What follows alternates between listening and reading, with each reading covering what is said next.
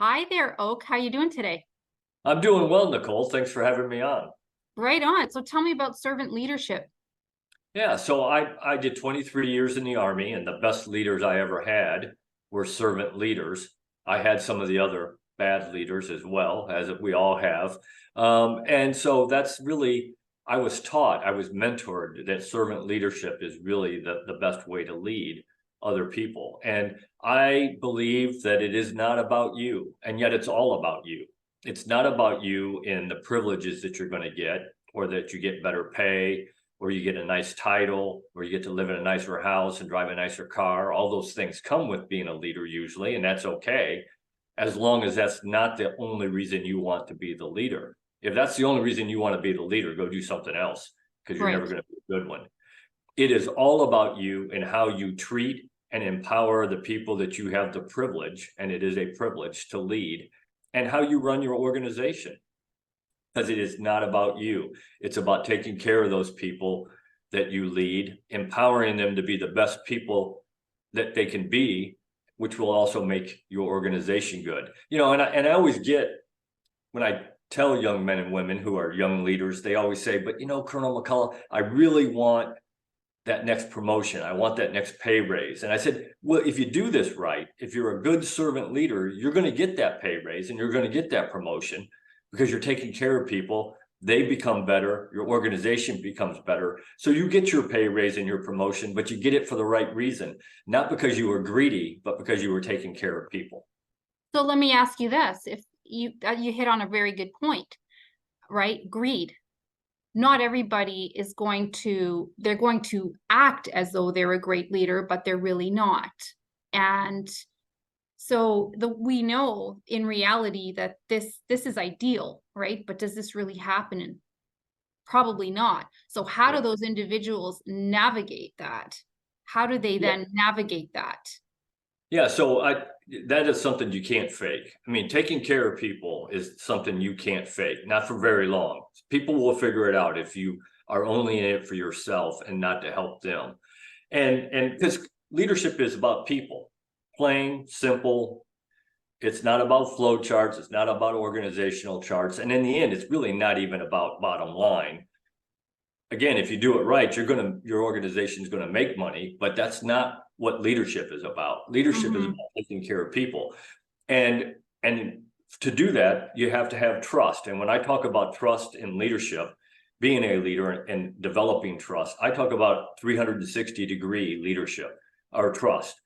I'm talking about the leader trusting the people that he or she is leading. The people you're leading are trusting the leader, and everybody on the team is trusting everybody else to do their part. And the easiest way to build that trust, one of the easy ways to build that trust, is to get to know the people you have the privilege to lead. I got it. You got to keep the leader-led relationship. That doesn't mean you can't get to know them. And there's a couple easy ways to do that. Get out of your office and get down where the people that you're leading work. Nobody wants to follow somebody who's sitting behind a desk all day. Now, I got it. Leaders sometimes have to sit behind a desk. They got to fill out paperwork and evaluations and all that. But every chance you get out and be with the people you have the privilege to lead. And a couple easy ways to do that. I tell young men and women, one of your goals should be every day go out and find one person, just one, in your organization that you're leading, and find out something new about them. Not about work, about their personal life, their spouse's name, their kid's name, what sports do their kids play, what's their hobbies, what do they like and don't like, what are their strengths. One thing, one person every day. And a good way to do that, a very easy way to do that. I had a boss who retired, a 3-star general in the Army, and he said to me one day, he said, Oak, never, ever, ever turn down a chance to go get your own cup of coffee. He said, 2 things happen when you do that. Number one, you show everybody in your organization that you're no better than they are. You have to go get your own cup of coffee just like they do. And number 2, if you're lucky, you got 2 or 3 different ways to get from your office to the coffee pot and back. And along the way, you stop and talk to people. That is so awesome. I absolutely love, love, love that. So when we think about leadership now, it has to begin with the individual, does it not? Yes, I do. I mean, you Okay. have to be, you have to want to be proficient. You have to have the desire to be proficient as a leader. You know, I talk about all the time that you have to want to be the best that you can be at whatever it is you're going to do, whether you're a leader or not. You know, Mhm. growing up, my father used to tell me, I don't care if they make you the floor sweeper, be the best floor sweeper that organization has. And if you have that desire to be the best you can be, because that's part of the trust too. I mean, you got to get to know the people, but they also have to trust that you can do the job. So Mhm. it's an individual thing that you have to internalize first, and then you can be a leader of, for other things, other people. And it really starts with you and your family. If you can't be the leader in your family, you're not, how are you going to lead somebody else? Right, right. Okay, so you do public workshops and you do leadership training in the corporate realm. Can you tell me a little bit about that? Yeah, so I do public speaking. I talk on leadership and how to be successful. And I do that for conferences. I do that for companies, organizations, whoever wants me to do that.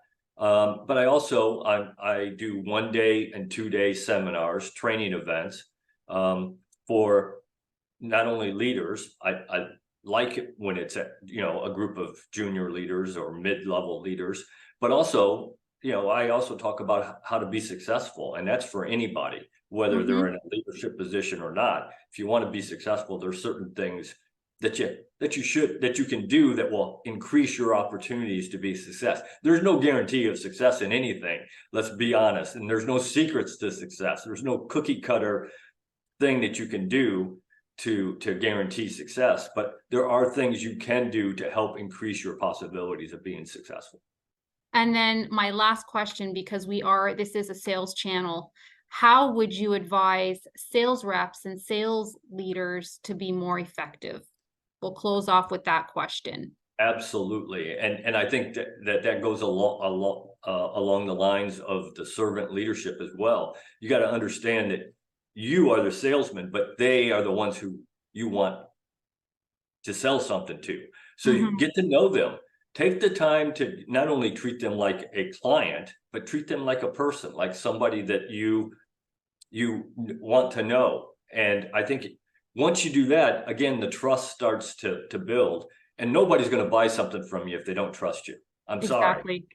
You have to build that trust. And the way you do that, one of the ways you do that is you start getting to know them and let them know you. So it's a two-way street. You can't just ask them their spouse's name. You got to be willing to give your own spouse's name and your kids' names. And it needs to be a two-way relationship. And if you do that, I think you'll start seeing your sales go up. Beautiful. So final thing, what's the best place for people to reach you, Oak? Yeah, so I have a website, www.ltcoakmcculloch and .com, and on there it has all of my social media links. I'm on LinkedIn, I'm on Twitter, I'm on Instagram, Facebook, and it also has my cell phone number and my email address. If you want to get in contact with me to talk to me about coming to talk to your organization, just give me a call or send me an email. I'd love to do it. Beautiful. Thank you so much. Thanks, Nicole. I appreciate it.